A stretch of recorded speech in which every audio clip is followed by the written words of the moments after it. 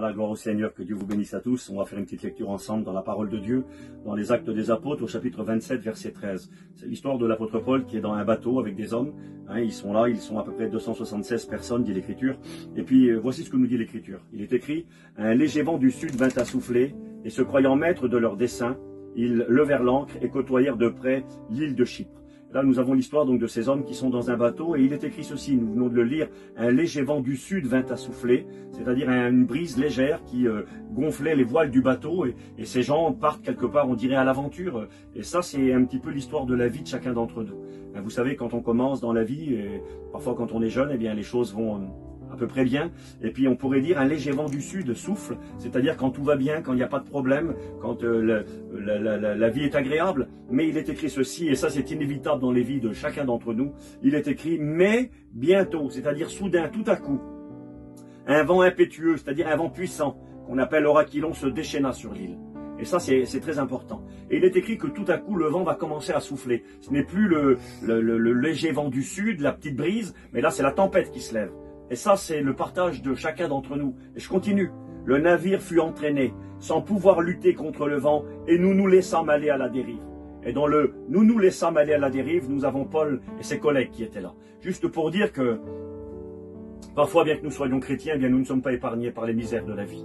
Le tout à coup survient, et puis, parfois, nous perdons le contrôle, nous perdons l'espoir. Et je continue ma lecture. Il est écrit « Comme nous étions violemment battus par la tempête, le lendemain, on jeta la cargaison à la mer. Et le troisième jour, nous lançâmes de nos propres mains les agrès du navire. » Il est écrit que là, plus rien n'a de valeur. Ils étaient dans un bateau, un navire marchand, il y avait des marchandises à l'intérieur. Et puis à ce moment-là, dit l'histoire, plus rien n'a de valeur. On jette tout par-dessus bord. Et vraiment, je vois la vie de l'être humain où le tout à coup arrive, le vent se lève, la tempête se lève. Et puis à un moment donné, eh bien, on perd tout espoir et plus rien n'a de valeur. Et il est même écrit ceci. Le soleil et les étoiles ne parurent plus pendant plusieurs jours, et la tempête était tellement forte que nous perdîmes enfin toute espérance de nous sauver. On n'avait pas mangé depuis longtemps. Plus de goût pour vivre, plus de goût pour manger, plus aucun repère. Quand Paul dira que le soleil et les étoiles ne parurent plus pendant plusieurs jours, c'est une manière de dire on n'avait plus aucun repère. À cette époque-là, pour se déplacer, il n'y avait pas les moyens d'aujourd'hui, il n'y avait pas les techniques connues d'aujourd'hui. On se déplaçait par rapport aux étoiles, par rapport à ce qu'on voyait autour de soi. Et là, il n'y a plus aucun repère. Tout s'est écroulé.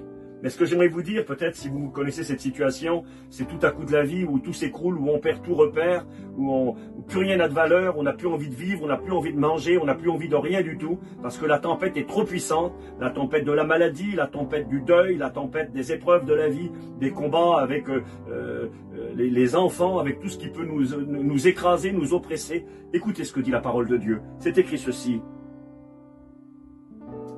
Paul se leva.